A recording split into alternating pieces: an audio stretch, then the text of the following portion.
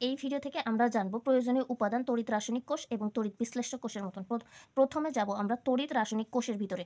তাহলে তড়িৎ রাসায়নিক কোষ তৈরি করতে আমাদের লাগবে ২টি চেম্বার। দেখেন একটা চেম্বার, একটা চেম্বার। লাগবে হচ্ছে কি লবণ সেতু। তাহলে এরকম একটা লবণ সেতু লাগবে। ২টি ইলেকট্রোড বা তড়িৎদ্বার লাগবে। তাহলে একটা এই যে জিংকের নিলাম, এই পাশে একটা তড়িৎদ্বার নিলাম, সেটা হচ্ছে কপারের। একই বা ভিন্ন তড়িৎ বিশ্লেষ্য লাগবে। এখানে এর ভিতরে তড়িৎ বিশ্লেষ্য লাগবে। কপার সালফেট নিলাম এবং হচ্ছে জিংক সালফেট এবং কপার সালফেট ভিন্নধর্মী নিলাম। হ্যাঁ? একই ধরনের নিলে হবে।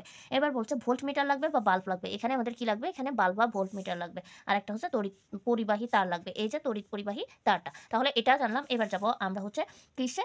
প্রয়োজনীয় উপাদান তড়িৎ বিশ্লেষ্য কোষে। তাহলে তড়িৎ বিশ্লেষ্য কোষের ক্ষেত্রে কি লাগবে? একটা চেম্বার লাগবে। দেখেন এই একটা চেম্বার আছে।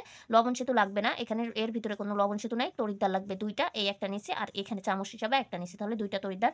একই তড়িৎ বিশ্লেষ্য লাগবে। মনে করেন এর ভিতরে তড়িৎ বিশ্লেষ্য দিলাম কপার সালফেট। ঠিক আছে? এর ভিতরে কি লাগবে? এর এখানে ব্যাটারি লাগবে। দেখেন এখানে একটা ব্যাটারি দেওয়া হয়েছে। তড়িৎ পরিবাহী তার লাগবে। এই তড়িৎ পরিবাহী তার